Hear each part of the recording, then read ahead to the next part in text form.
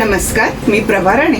Food कल्चरमध्ये आज मी तुम्हाला आंब्याचे मोदक कसे करतात त्याचीच रेसिपी घेऊन आली आहे. मंगळवारच्या येणाऱ्या विनायकी चतुर्थीचे विशेष महत्त्व असते, म्हणून मी आज त्याकरिताच आंब्याचे मोदक घेऊन आली आहे. अगदी झटपट साध्या सोप्या पद्धतीने कसे करतात त्याचीच रेसिपी तुमच्यासाठी घेऊन आली.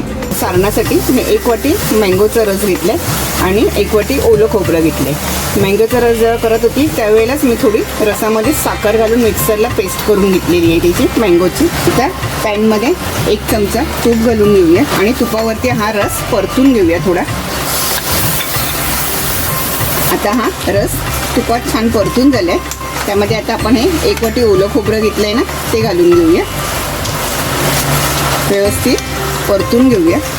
आता आपलं हे सारण छान सुकलं आहे. जर तुम्हाला आवडत असेल तर इथेच वेलचीची पूड घालून घ्या, नाही घातली तरी चालेल, ते ऑप्शनलमध्ये आहे. पण मी इथे जराशी वेलचीची पूड घातली आहे, कारण बऱ्याच जणांना आंब्याचा स्वाद असतो ना, तर खाताना एकदम रिअल आंब्यासारखं असं वाटलं पाहिजे. आणि आता आपण गॅस बंद करून घेऊया. आणि हो, या वर्षीपासून स्विगीवरती मी माझे मोदकांची स्टोअर सुरू केली आहे. त्यामध्ये तुम्हाला विविध प्रकारचे मोदक मिळणार आहेत. जसे चॉकलेटचे मोदक तर आहेतच, त्याचप्रमाणे उकडीचे मोदक, तळणीचे मोदक आणि पनीरचे वगैरे असे भरपूर प्रकारचे मोदक आहेत. जर तुम्हाला ते मोदक हवे असतील तर त्याची लिंक मी खाली स्क्रीनवरती देते, तसेच खाली डिस्क्रिप्शन बॉक्समध्येही लिंक देते. मोदकाच्या पारीसाठी मी 1 वाटी आंब्याचा रस घेतलाय आणि 1 वाटी पाणी घेतलंय. व्यवस्थित ढवळून उकळून घ्यायचं आपल्याला हे पाणी. पाण्याला उकळी यायच्या आधी 1 चमचा तूप घालते मी. हे चवीपुरता थोडंसं मीठ घालून घ्यायचं आहे. व्यवस्थित ढवळायचं आहे आणि मोदकाला छान कलर यायला पाहिजे, म्हणून त्याच्यासाठी मी आता 1 थेंब फूड कलर घालून घेते. ऑप्शनल आहे, तुम्हाला घालायचं असेल तर घाला, नाही घातलं तरी चालेल. प्रमाण मात्र लक्षात ठेवा. 1 वाटी पाणी, 1 वाटी आंब्याचा रस आणि यामध्ये त्याच मापाने 2 वाट्या तांदळाची पिठी घ्यायची आपल्याला. पाण्याला छान उकळी आली आहे. गॅस बारीक करायचं आहे आणि आता तांदळाचं पीठ घालून घेऊया. 2 वाट्या तांदळाचं पीठ घालून घ्यायचं आहे. असंच फक्त पेरायचं आहे, वरून अजिबात हलवायचं नाही आहे. जेव्हा हे पिठाच्या खालून पाण्याचे असं बुडबुडे वर येतील ना, त्याच वेळेला आपण व्यवस्थितपणे आता ढवळून घ्यायचं आहे.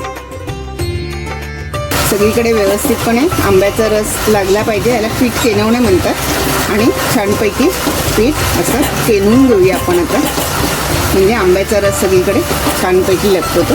आता हे छान आपलं व्यवस्थितपणे पीठ केनवून झालं आहे. 2 मिनटासाठी झाकण ठेवून घेऊया, म्हणजे आतल्या वाफेवरती छान ते मुरतं. आता आपण झाकण काढून घेऊया आणि आता आपल्याला हे गरम असतानाच मळून घ्यायचं आहे. ताटात काढून घेऊया मळण्यासाठी. आणि आता हे पीठ गरम आहे, म्हणून मी थोडं असं स्मॅशरने थोडं मॅश करून घेते, म्हणजे हाताला चटके लागत नाहीत. आता आपण हे हाताने छान रगडून मळून घेऊया. जर हात भाजत असेल ना, तर थोडा पाण्याचा हात लावून घ्या, म्हणजे हाताला चटके लागत नाही. आता आपलं हे पीठ छान मळून झालं आहे. आता आपण याचे छोटे छोटे गोळे करून मोदकाच्या पाऱ्या बनवून मोदक तयार करून घेऊया. सगळं पीठ एकदम नाही घ्यायचं आहे, थोडंसं घ्यायचं आहे आणि बाकीचं पीठ हे असंच झाकून ठेवायचं आहे. आता थोडं थोडं पीठ घ्यायचं आहे, व्यवस्थित मळायचं आहे आणि छोटे गोळे घ्यायचे. इथे तुपाचा किंवा सुका पिठाचा हात लावा. मी इथे थोडंसं तूप घेतलं आहे आणि व्यवस्थितपणे मोदकाची पारी करून घ्यायची. छान होतं, अगदी मस्त लुसलुशीत पीठ झालं आहे. जसा आकार द्यायचा तसा आकार वळतोय तो. आणि आता आपले सारण छान थंड झालं आहे, ते आपण मोदकाच्या पारीमध्ये भरून घेऊया आणि व्यवस्थित मोदकासाठी कळ्या करून घेऊया. आणि असं अलगद हळूहळू हलवत बंद करून घ्यायचं आहे मोदक.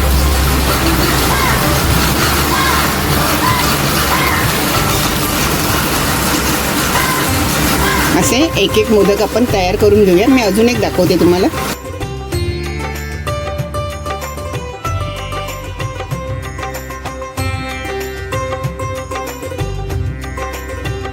चाळणीला थोडं तुपाचा ग्रीसिंग करून घेऊया. केळीचं पान मिळालं तर केळीचं पान घालायचं त्यामध्ये आणि एक एक मोदक व्यवस्थित चाळणीत ठेवून घेऊया. आता ही पाण्याला छान उकळी आली आहे.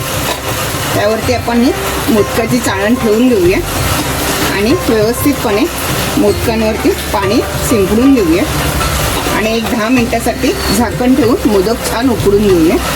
आता आपण हे उघडून बघूया. हे आता आपल्या उकडून झालेले आहे.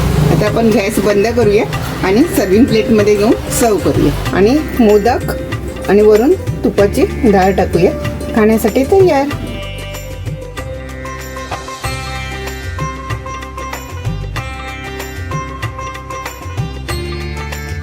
आणि हो, माझ्या चॅनलला जर तुम्ही सबस्क्राईब केले नसेल तर सबस्क्राईब करा, लाईक करा आणि व्हिडिओ जास्तीत जास्त शेअर करा.